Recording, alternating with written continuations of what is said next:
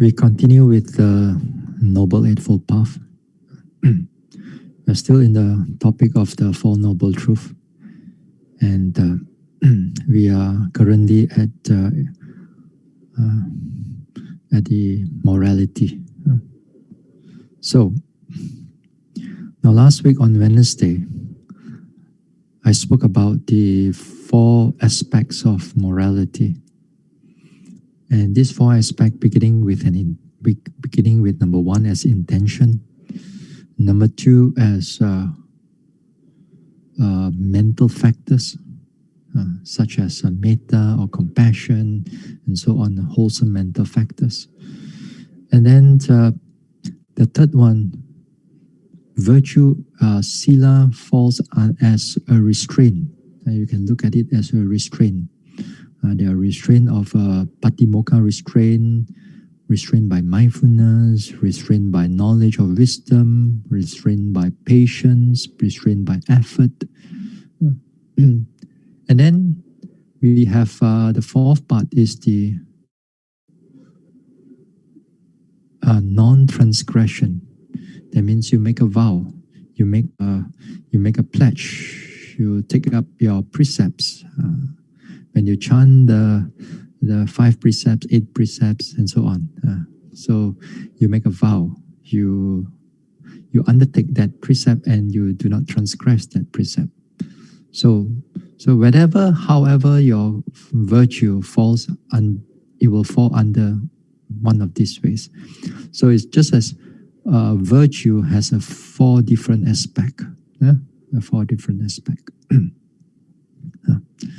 So tonight we're going to look into a more finer details into the virtue, because I think that this type of virtue or sila or morality, first of all, you must not think of virtue or sila as just your 5 precepts and your 8 precepts and so on. Not just the precept.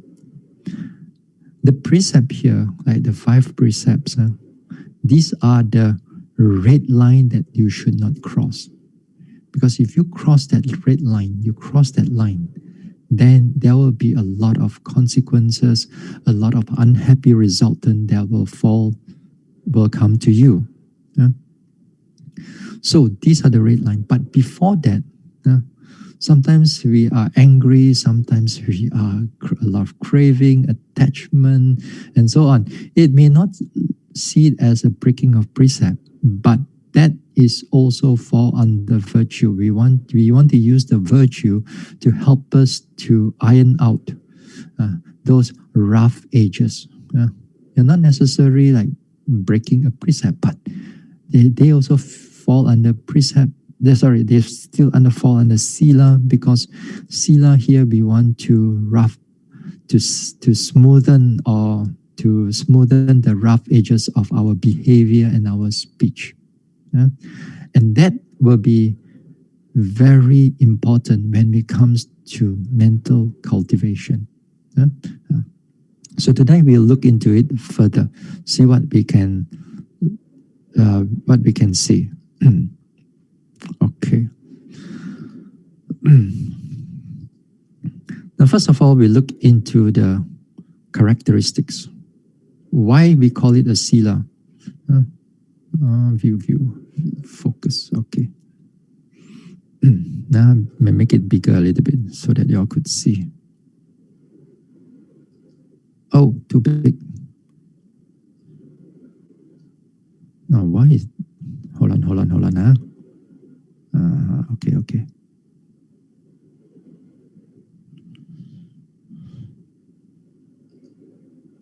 All right. Now here the character. Wait. Can you all see? Yeah. Okay. Good.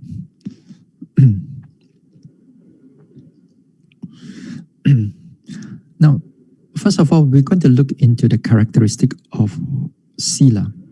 Why is it that a certain action falls under sila and certain actions is not under sila, or action or speech or mind? So we want to see that what all the all kinds of sila and all kinds of bodily action. Whenever there's wholesome, how is it that the sila is like? So the first characteristic here is composing or coordinating the bodily actions, speech or mind in consistent manner. In consistent manner. That is to say, for example, we take an example like abstinence of killing.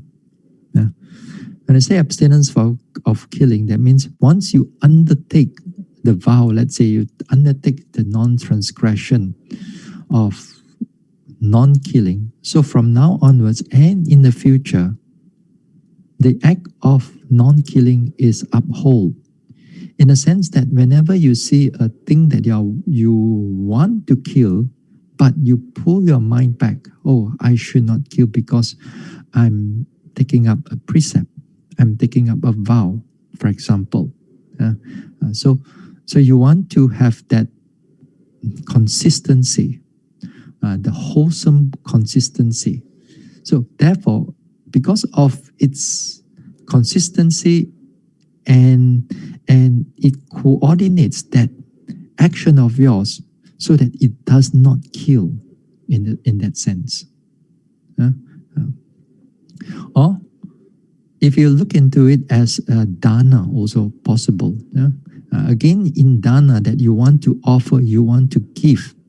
And then here again, whenever your intention, your desire to arise to give, then that time again from here and also in the future, when you vow to give or you wish to give in that sense, then you do the act of giving. Then that act of giving is being upheld. And then that act of killing, because it's consistency from now and also in the future, then it falls under as a characteristic. So because it composes or it coordinates your bodily actions or your speech and mind. And now also, like in the social media also, sometimes a lot of times we forget that we spend a lot of time in our social media, like Facebook, like Instagram, like YouTube, and so on. That we more or less like we get absorbed into the website or into the contents and so on. We can sit there for hours. Computer jhana nowadays. So here sometimes we have to remind ourselves that here when we are in the social media also, although we are not talking, but our hands are moving, our fingers are moving. That fingers are moving, then we spread our thoughts, we spread our views and so on, And then that time also, if you are to flame, or you want to troll, or you want to make other people get angry, then you write nasty things, or you create a nasty video, or you create a fake video, or create a fake messages, so on, And then, therefore, when other people read it and believe it, you create karma, you create unwholesome karma. And then that, of course, that one is not under virtue. So even in social media also, we must act as if with the right speech also, although we don't use our mouth, but we use our fingers this time. So we must do it with like for example, non-slandering or non-lying or non-schism, in that sense that you do not want to break factions, you don't want to break this faction and break that factions. And then nowadays we also have to keep our words to be proper, in the sense that we should not go and troll or going to flame other people. Then when you do that, then it becomes problematic, and it creates a lot of confusion for others and so on. And then again, like characteristic of media, characteristic of sila, you want to, let's say you want to purchase online, from some this online shopping.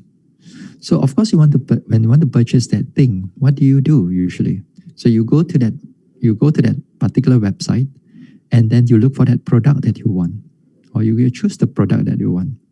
Now, after choosing that product that you want, usually you will look at the next thing is that what did the people report, or what did the people write down in the comments? Now, when they write down in the comments, you will able to read that whether the merchant, the online merchant, is he or is she honest?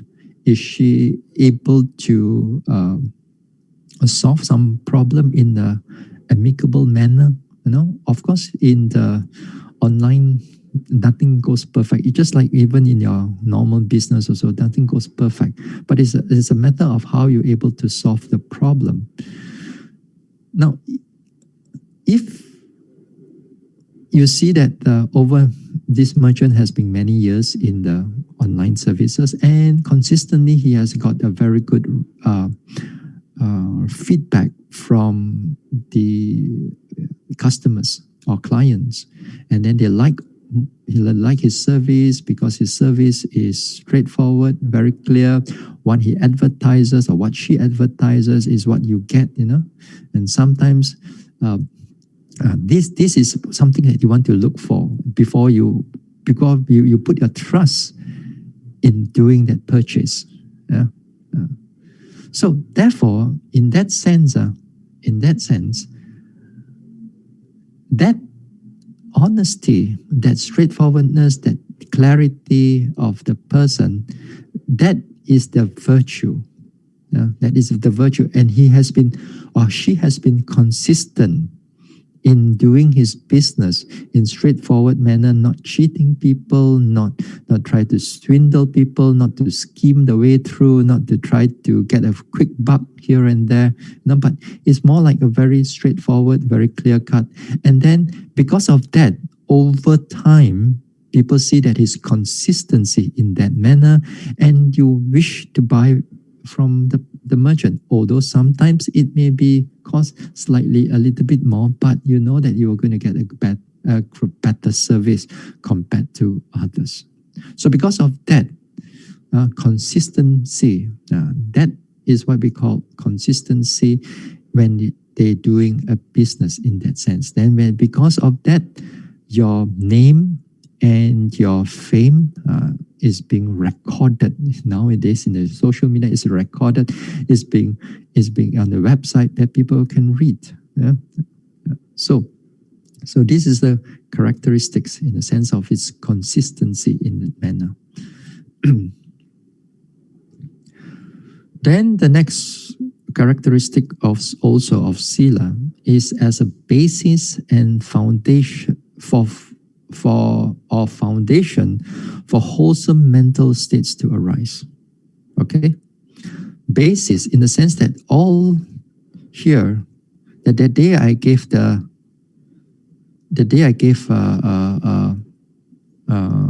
this particular sutta also. This particular sutta, it begins from Das Ananda. The purpose and benefit of wholesome virtuous behavior is non-regret. And then with non-regret, it comes with this joy. This is the everyday type of happiness, everyday type of joy, pamoja.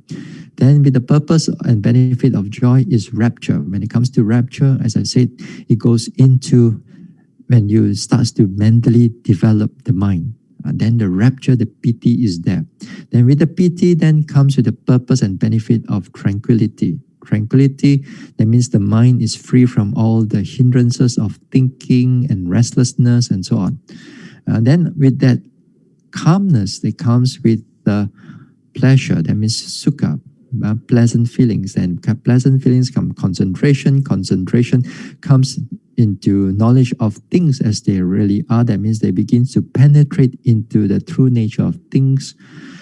Then with the true nature, you can able to penetrate, and then you begin to see the disenchantment, the dispassion. That is to say, you begin to see anicca, dukkha, anatta, in that sense. And then with all this disenchantment, dispassion comes the knowledge and vision of liberation. So therefore, this wholesome, virtuous behavior progressively leads to the foremost. That means it finally leads to liberation. So here, the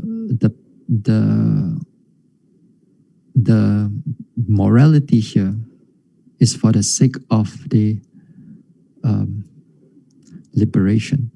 Now, when you perform any wholesome deeds, or you abstain from unwholesome deeds,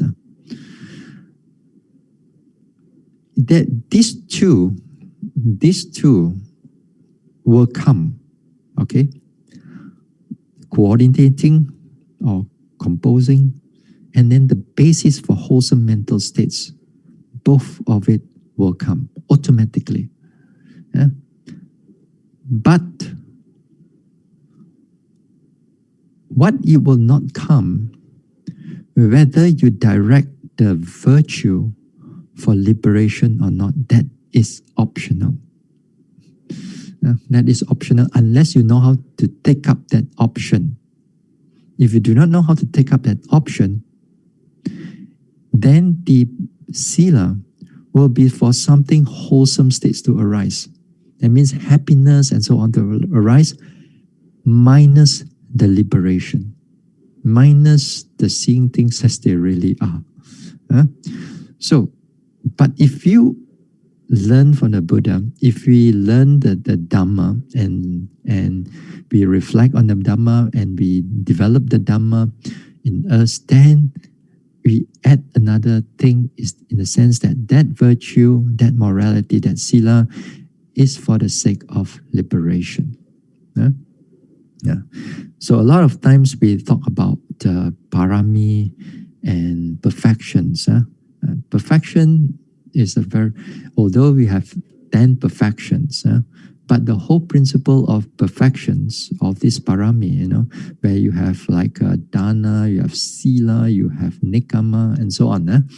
And all these perfections, again here is to be directed for perfection, directed for liberation, directed for nibbana, directed to the ending of the cycle of birth and rebirth. So those, if you direct the mind, then it becomes parami. If you don't direct the mind, if you do a lot of dana, and you have a lot of happiness, but it's not perfection, it's not parami. It's just ordinary dana, for example.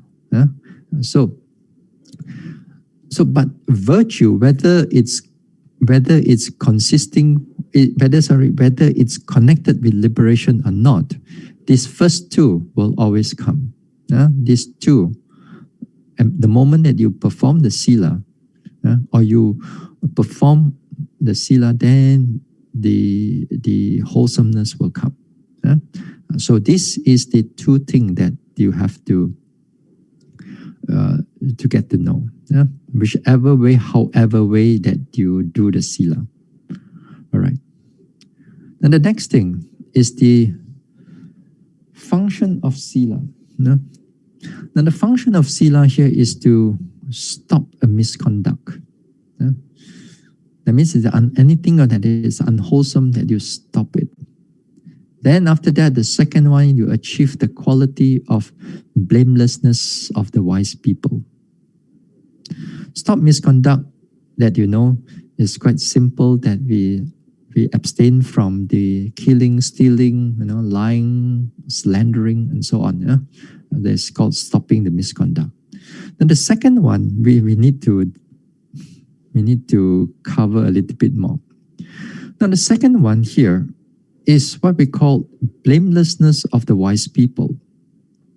To achieve the quality of blamelessness of the wise people, The problem is that in the world right now, when we are in the world, virtue or sila is not necessarily being praised. In fact, that sometimes the unwholesomeness is being praised. Unwholesome actions, unwholesome thoughts, and unwholesome speech is being praised by the many. Take, for example, again, like when you are doing a business.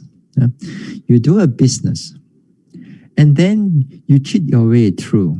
You cheat your way to get all the wealth, the money, and you let your you cheat them in the sense of you give them an inferior thing, although you advertise it as more superior things. But when you present it to them, when you offer it to them, when you sell it to them, you sell it in an inferior manner, and then you gain a lot of money. And then people will say that, wow, you are excellent. You can know how to make business. You know your way, this way, that way, every way of this, how to get the money from people. Then a lot of people will praise you, or so-called praiser. Now, in that type of praise, this is not blamelessness of the wise. This is this is when you do in that way, when you did those action in that way, this is praised by the fools. You're praised by the fools. So this is not achievement of blamelessness, in that sense. So people praise you for that and so on. This is not that way. Nowadays in the world, that when we able to, for example, like when you are killing, stealing, then also in the world sometimes they give you honor for it. For example, if you are a soldier and your job is to protect, but sometimes in the nature of protect, you have to kill others. You have to kill others, whether you call it your enemy or not. The karma doesn't care. The karma care is that the killing has been done. For what purpose? That's just another thing, but the killing has been done. It's an intentional killing a lot of times. Then with that intentional killing, then is being praised by the country. So the country honors you, or the country gives you the medal and so on. So this is not what it meant over here. So here, to achieve the quality of blamelessness, that means this quality is being approved by the wise. So when you are straight, when you conduct your business in the honest manner, in the straight manner, in a wholesome manner, then not many people will praise you, but the wise will praise you. And also there's only a small percentage of people will praise you. But in the world, when we are living, when you are bombarded with a lot of more praiseworthy, more praises from the fools, then sometimes you tend to follow them. Because if your virtue, if your sila is not strong, then you begin to lean onto that part, because there are more people who are talking about that action and that unwholesome action rather than the wholesome action. So in the world is that there are more fools than the wise. Out of 10 people, some people say 9 fools will be born, 1 will be wise. So there are more voices in that part. So while we are in the world out there, when we conduct our ways of life, we conduct our business or our everyday, chores and everything. So we got to be careful. We got to be careful that we got to exercise certain wisdom and also our virtue into it. If not, when we hear a lot of praises from the fools or a lot of people, then we tend to follow them. So that this one you have to be careful. So because you are the one who meets with a lot of people, I don't meet with a lot of people.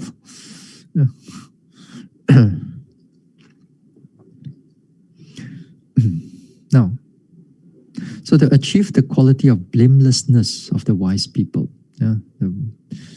then the manifestation of sila, when you're able to uphold those sila, then you will come as bodily purity, verbal purity, and mental purity. That means purify yourself from the mental defilements, especially from the unwholesome actions and the unwholesome speech.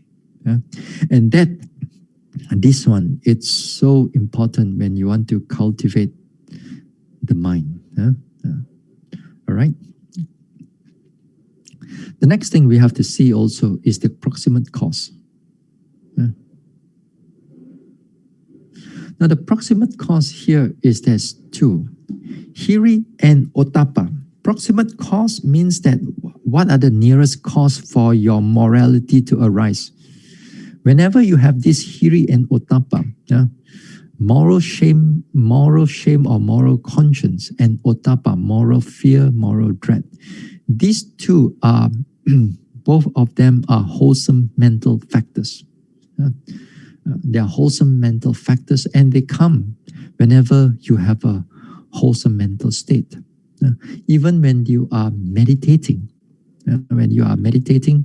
and of course when your mind is pure, when your mind is not drifted into into thinking, not drifted into all kinds of sensual desire or anger, then when your mind is pure, then the hiri ottappa also is there. So while we are meditating also, this hiri ottappa also is functioning. But whenever they becomes more forefront, whenever you have action for you to abstain, especially like when you want to do, when you want to perform something unwholesome, you want to do something unwholesome, then this moral shame is like, or moral conscience is like, inside your heart you feel that this is something wrong. Sometimes you can't pinpoint it that this is wrong. Sometimes in your virtue, in your sila, in your everyday thing, things may not be so just like, okay, killing, non-killing, lying, non-lying, but sometimes there are things who are more gray area. And the gray area part is that when you are in that situation, then your mind may not able to, your wisdom may not able to guide you.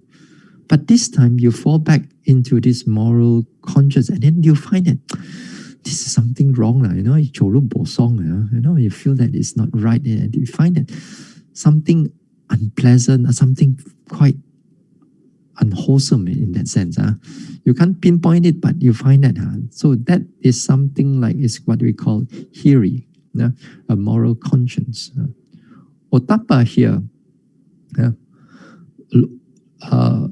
ottappa here means you moral fear, moral dread. That means you fear of the unpleasant resultant due to the unwholesomeness here, due to unwholesome bodily action, unwholesome speech, or unwholesome thought. So you fear of its consequences. Consequences, it can be in this life or it can be in future lives. For example, in this life, not necessarily only karma or in the sense of killing and stealing, in the sense of that karma thing. It could be just be like the lockdown right now. You are afraid of going out. Well, if you go out, then if you flock with people, then you get a compound fine. Then you say, I better don't go out, stay at home. If not, you lose your 1,000 ringgit, something like that. You fear. This is called ottappa. So even though it's the same thing like when you want to break traffic rules, the traffic light, you go through the red light, and then you stop. Even sometimes there's no car, so you stop. Why? Because if you were to break that law, then if they capture you on camera, they still can able to find you. So because you know that, then you hold back, because you think that although you know that there's nobody around, in front, left, right, center, nobody around, but you still don't go because you know that you're going to get some fine if you break the law. So this is in the sense of ottappa, sense of ottappa. So the two of these combined together, and usually they will come together. Usually both of them come together, and of course when there will be one can be more clearer, sometimes the other one is more clearer. So this also what the Buddha mentioned it as called loka pala Dhamma. Is guardians of the world. Loka. Pala here is guardian of the world. Now here where the Buddha mentioned here, in the Anguttara 2.9, book of the two, bhikkhus, these two bright qualities protect the world. What two? Moral shame and moral dread. If these two bright qualities did not protect the world, there would not be seen here any restraint regarding one's mother, aunts or wives of one's teachers and other respected people. The world would become promiscuous, like goats and sheep, chickens and pigs, dogs and jackals. But because these two bright qualities protect the world, there is seen here restraint regarding one's mother, aunts or wives of one's teachers and other respected people. So this is what the Buddha mentioned on these two qualities, hiri and ottappa. And also in the time, in future, and these are all, I think, repetitive. There will come to a time in Buddha mentioned in the Dukkha Nikaya, and one of the which sutta I forgot. It mentioned that when a human being age at 10, your age limit will only be at 10 years old. And women or the girl this time, by 5 years old, they can give birth already. Then during that time, there's no hiri and ottappa anymore. Then the time the Buddha said that whenever your hands can grab anything, that thing will turn into a weapon to kill others, to hurt others. And then the world will go into chaos. And then there were a few virtuous people, the Buddha says that they will hide in the mountains, hide in the forest. And then when all this over, they come out from the forest. They come out from this one. And they make a vow that not to kill, not to go through all these things. And because of that,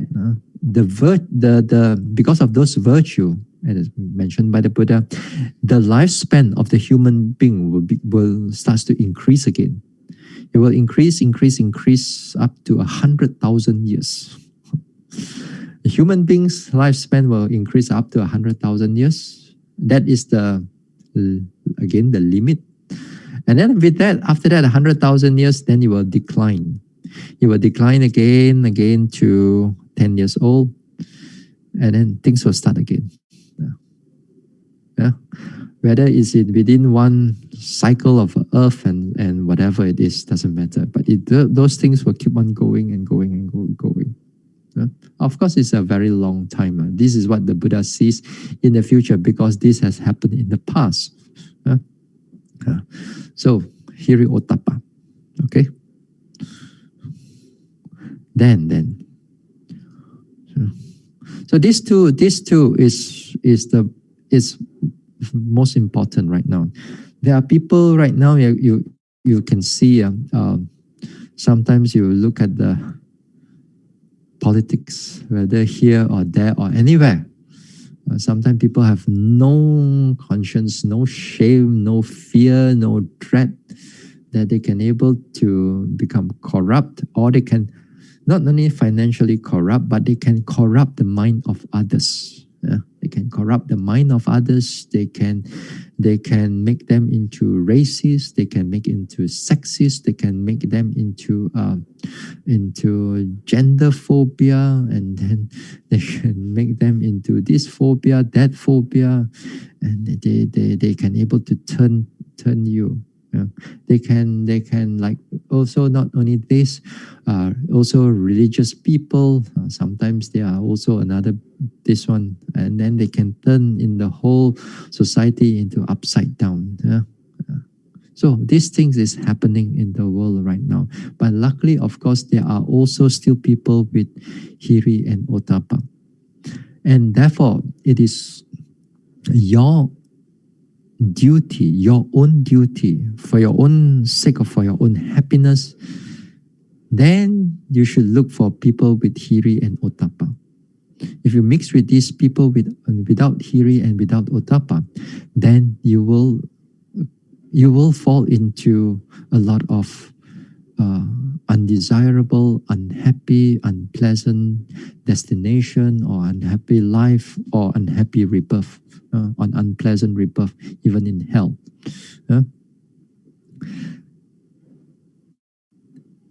Here in this talk, normally I don't go into like if you kill, what are your consequences will be. The Buddha mentioned, if let's say like if you want to read about those things, what are the consequences of unwholesome actions or wholesome actions, then maybe I can just for a short while, I share with you something. You go back and read for yourself. This one I'm not going to read for you. Not this. Sorry, let me open this. I share with you in the one of Majjhima Nikaya, and the Buddha talk about the consequences of wholesome or unwholesome actions. Let me go through. Give me a minute. Let me see. Hold on. Okay, this one. Okay. Go back my Zoom. Screen sharing. Okay.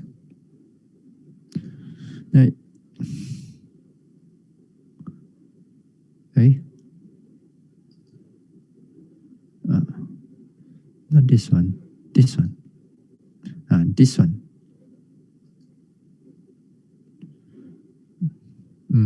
Wait. Can you all see? This Chulakama Vibhanga Sutta. Okay. You. Sorry. Okay. Now this one, this sutta, you want, because all the time we talk about consequences of breaking this precept or that one, then it will be helpful to know where is it come from. So this one spoke a lot of it. So the next page is this. Take for example, paragraph number 5. Can you all see in the paragraph number 5? Okay, make it bigger for you.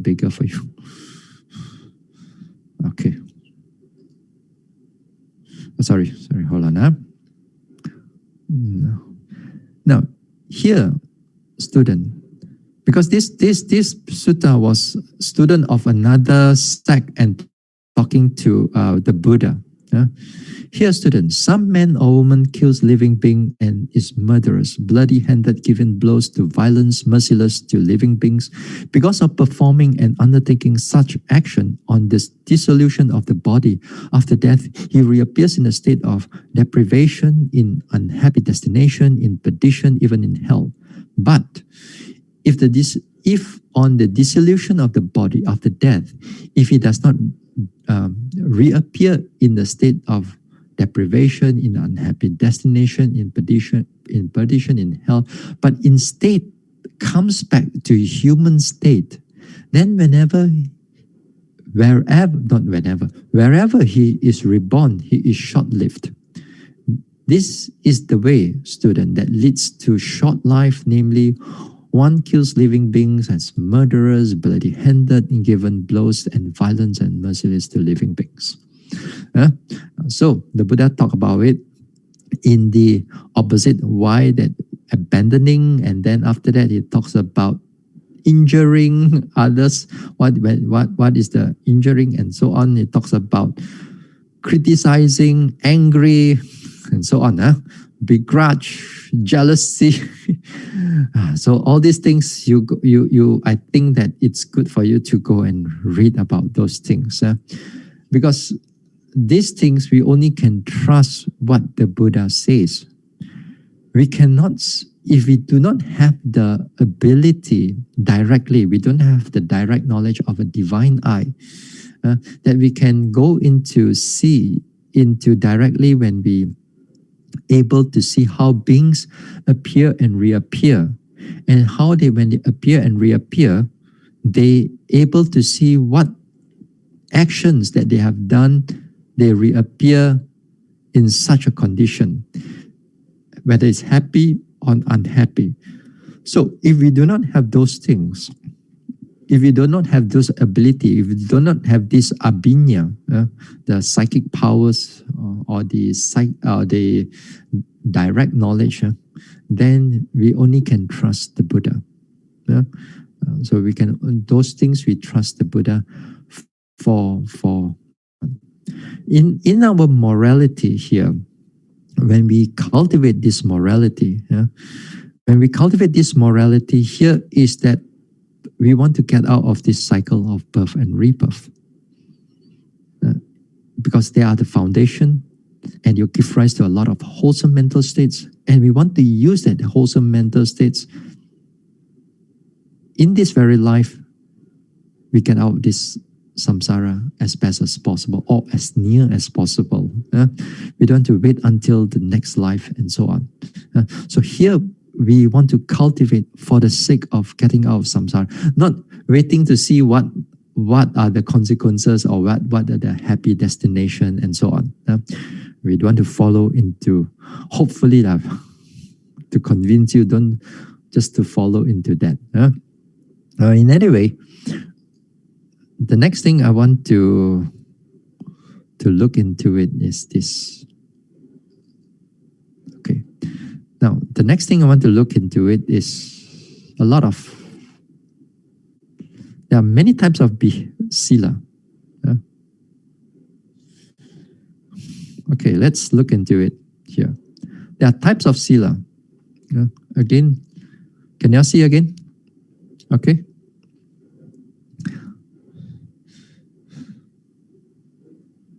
All right. Now, there are types of sila. Many types of sila if you want to categorize them.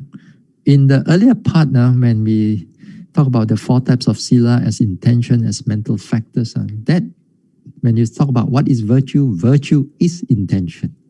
What is virtue? Virtue is mental factors, wholesome mental factors in that sense. But here we're going to categorize the sila into different ways. Okay, let's look at it to, first of all, the first one. There are a lot of it, and I didn't go through all those things. What are the types of sila? First, we have performing and avoidance. Charita and Varita sila. Charita sila, Varita sila. Charita sila means you perform. What do you perform here? You perform means you do, you act, you talk about it. That means you speak truthfully, for example. That is performing. You act on dana.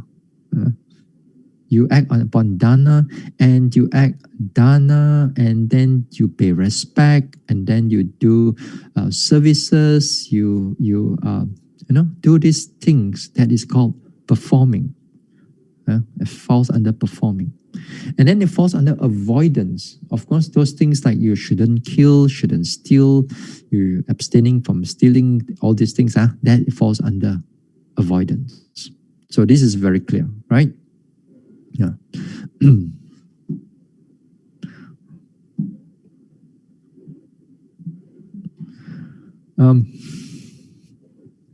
Oh, all right.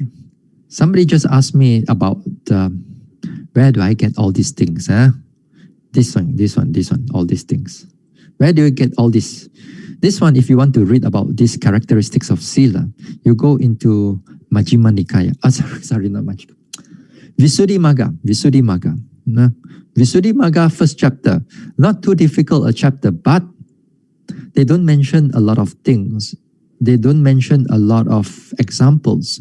Here I understand what it means. I can give you examples. Whereas when you read in Visuddhimagga, you have to read a number of times. Then only you can able to understand what it means. Anyway, this is all from Visuddhimagga. One thing is that this Visuddhimagga, it's good because it compiled all the sila from everywhere, from all this, from Vinaya, from Abhidhamma, from suttas, they compile it into a topic. Then it makes my life easier. It makes your life easier, in fact, also. That we can able to understand. If not now, we have to go and search for the sila and where to.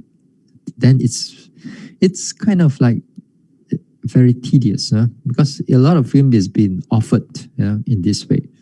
So all these things, I get it from Visuddhimagga. But the thing is that reading is one thing, but whether you can understand it in a clearer detail, that is another thing. So you have performing and you have avoidance. So performing by faith and effort, by performing by keeping by faith and effort. So here, when you want to do dana, when you want to do dana, you have to have faith that this is something wholesome. This is something good. And then you must make the effort, whether it's physical effort, mental effort, you have to do it. You know that meditation is good. You know that meditation is good. Then you make an effort to do it out of faith. So what else? So something like this, you by performing, by effort, and by faith and effort. Avoidance here, that means by faith and mindfulness. You know that by doing unwholesome deeds, there'll be consequences. There'll be consequences. There will be unwholesome, unhappy resultant. So that is by faith, but you can't see the result yet, because that is in the future. But perhaps maybe you have past history that you have done something wrong and then you have been criticized and so on, perhaps. But there are also things that you cannot see. Performing unwholesome deeds, you cannot see where the result is going to come. But you trust the Buddha. You put faith in the Buddha that there will be unhappy resultant in the future, unpleasant resultant, unpleasant rebirth, unhappy rebirth in the future. So by mindfulness also, that means you're aware that this is something unwholesome. Then you use the mindfulness to restrain yourself, to pull back your actions from speaking or from doing unwholesome actions. So by mindfulness, also with mindfulness, also we prevent that unwholesome thoughts from arising in that sense. Okay? So by faith and by mindfulness. All right? There are dependent and independent. Dependent here means you're dependent upon false view and also dependent on craving. What do you mean by dependent on false view? Or for example, here a creator, a God, a creator, an almighty, or so on. Yeah? Then the creator says that, or written in the book, usually. It says that in the book, it says that the God says that you must perform wholesome actions. You must perform charity. Okay, then the so-called the devotees will perform charity according to the what is being said by the Almighty. Yeah? And then they hear the Almighty here, or the God here. The God here is permanent. Is a permanent entity. It's actually is all created by our own minds, only, created by the own minds. But since it's connected to this false view, it's connected to false view. But in connection with the false view, you perform wholesome actions. You perform wholesome speech, like we can see in the world out there. You know, they have all kinds of wrong view, but they can still perform wholesome deeds. So this is called dependent upon the false view. Then dependent upon craving, that means you desiring of a happy rebirth or happy existence or happiness in this very life.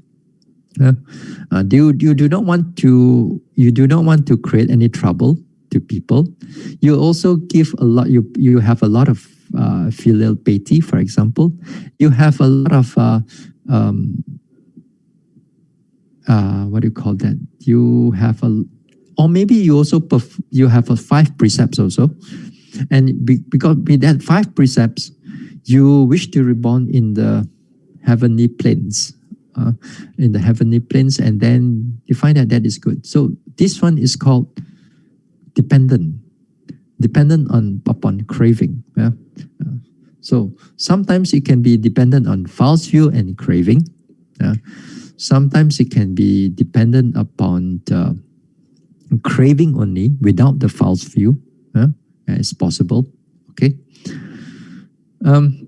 Independent, that means that you're not dependent from false view and craving. And usually the independent here, we direct the virtue, we direct the sila for the purpose of liberation and so on. Even like you're dependent upon, let's say, jhana also, like your samatha jhana, that is still craving there. Because in the 10 higher factors, there's craving for form and craving for formlessness. There's still craving is still there. Even if you love and like the jhana. So independent here, that means it's from full liberation. Okay. Then you have temporarily and lifelong. Now, temporarily here means you take up 8 precepts, 10 precepts, and then one decide the time limit here. Now here, lifelong here, for example, can be 5 precepts, or it can be any vow that you make. Let's say you make a certain vow that you for this whole life that I want to keep that particular vow. Let's say even simple example, you want to be a vegetarian. Okay, whole life I'll be vegetarian, let's say. And that it becomes lifelong. 5 precepts for a lot of us is lifelong. The moment you understand the teachings of the Buddha, then we keep the 5 precepts lifelong. Then the 8 precepts for a lot of you, it may not be a lifelong thing. It may be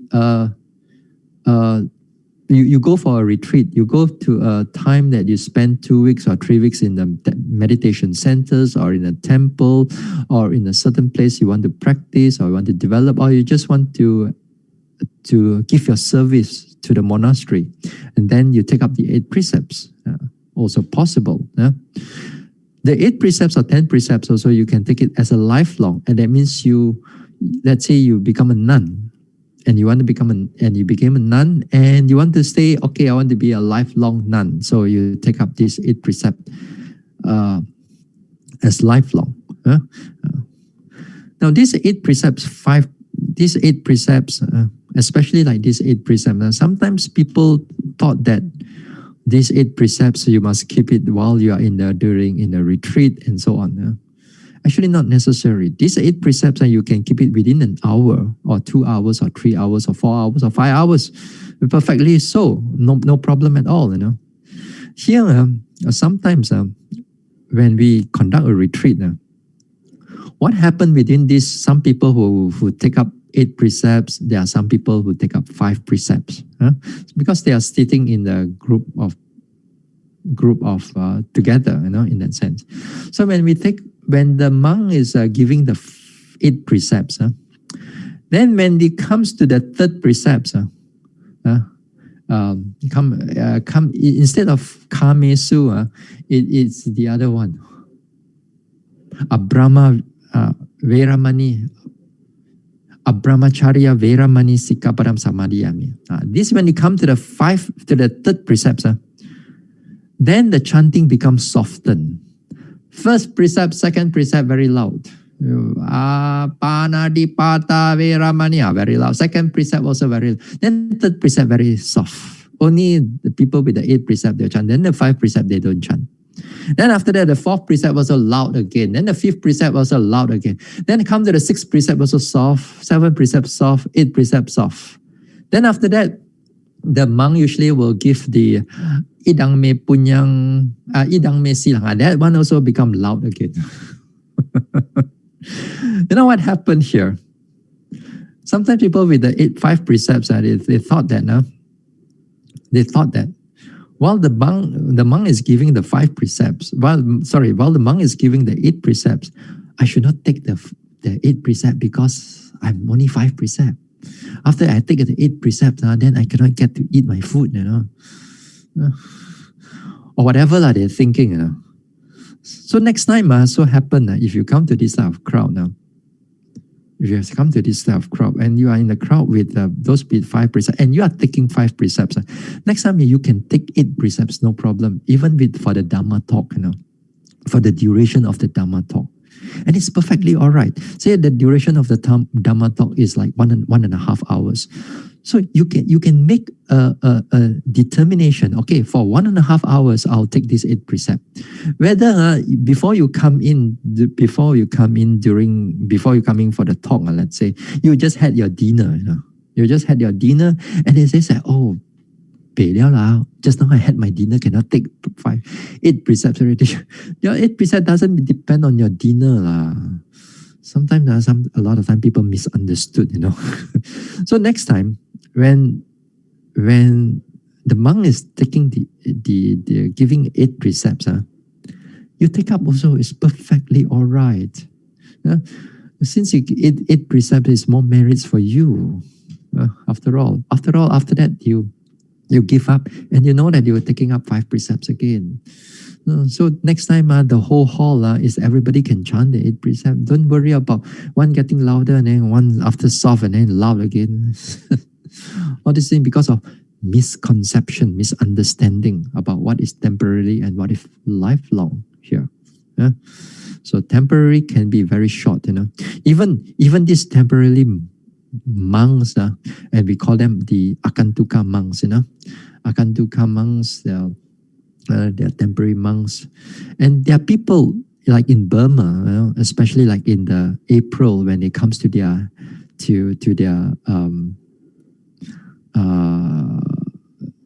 holidays, then there are people who take up just 1 day as a bhikkhu.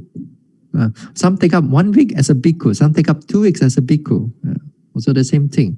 Just like in Thailand also, as a rite of passage, as they become adult, sometimes they take up 2 weeks as a monk, Then you're coming something like that, temporary, okay, lifelong, okay.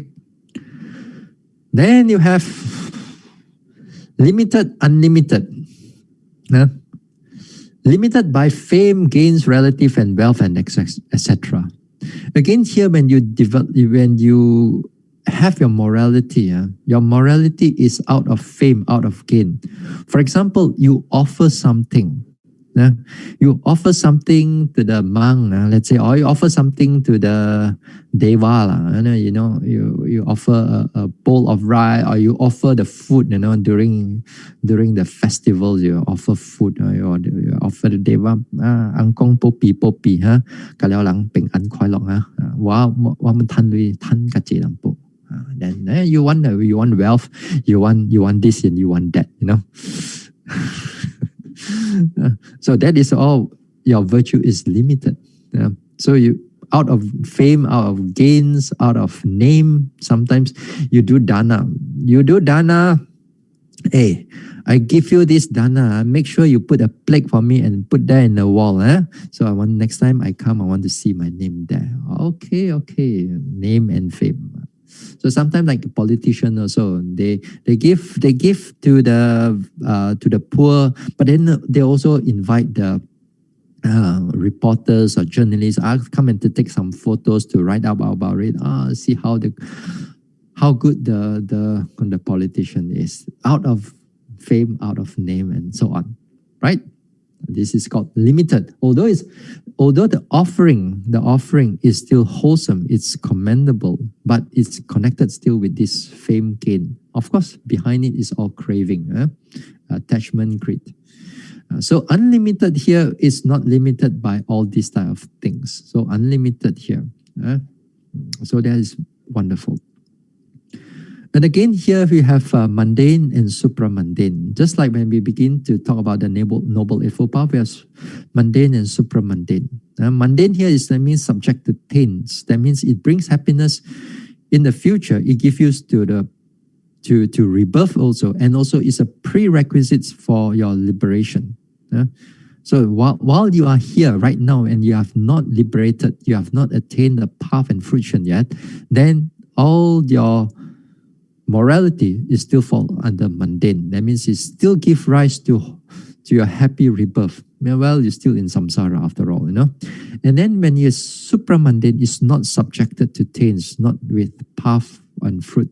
Not subjected to taints. That means it's connected with path and fruition consciousness, knowledge of reviewing. Number 16 here means the 16th insight knowledge, the knowledge of reviewing. Path and fruit. Path here is 14, fruition is 15. Then knowledge of reviewing is 16. Okay, so that's connected. We go a little bit more. Hold on, you don't run away yet, tonight. A little bit more. I think I prepared too much. 6. Inferior, medium, superior. Inferior virtue here means is connected with gains and merits. Gains and fame and wealth and worldly things, all these worldly desires. Number 2 is that you gain for merits.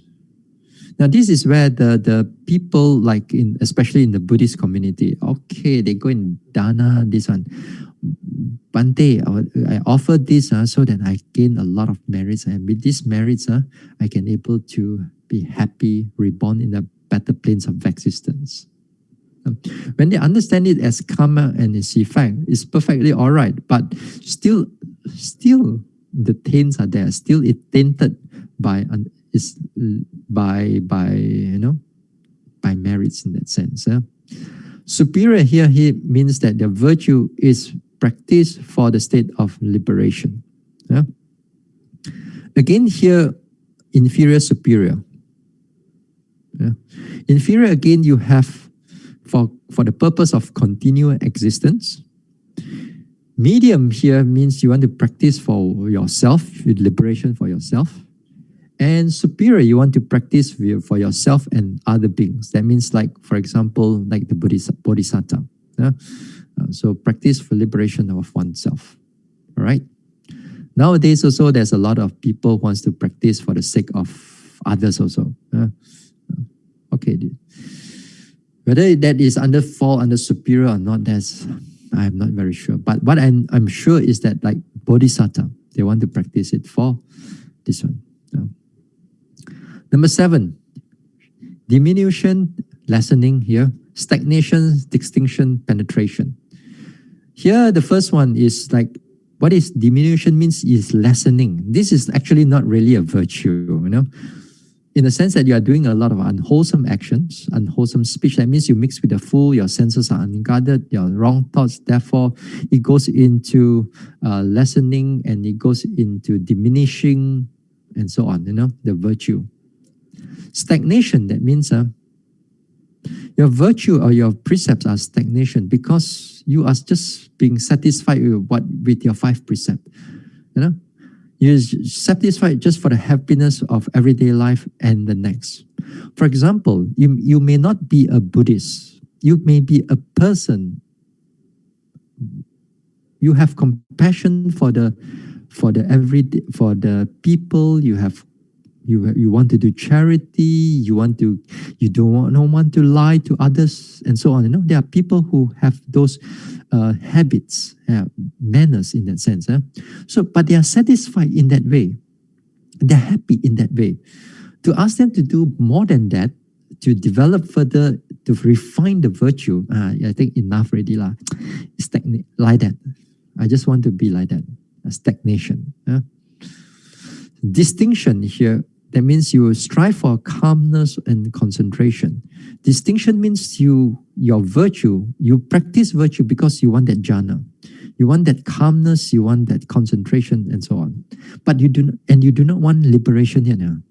So for example, like in the past, in the Buddha's time, before the Buddha's time, let's say, there are people who have a lot of jhana. So they have a lot of virtue too. That they strive for the calmness and concentration for the jhana, but not for liberation yet. Only when the Buddha comes in, then the virtue is for the sake of getting out of this cycle of birth and rebirth, or to cut off from these defilements. So this is also mentioned. Again, like yesterday, no, not yesterday, on Saturday. On Saturday, I talk about this Parisuddhi Sila here. Then there are 4. Here, I do not want to go too many because here is a lot of things that we can talk about. Maybe I was thinking that these things, some of these things I can talk about a little bit more. And then also concerning of requisites and so on, this is all concerning with the monks. And also some parts also concerning with the lay people also, if they come in, especially when they come into meditation practice. If you are in the everyday life, then you may not see this as important to you. But when it comes into meditation, or you become a nun, or you become a novice, or you become a bhikkhu, and so on, bhikkhunis, and so on, then here will be very important for you. All right. So I think now, actually, I got one more thing, but I think next talk, if not too much tonight. So this is something for you to think about. All right. So we stop here for tonight, and we will continue the talk on Wednesday at the same time. Okay. Now we share merits.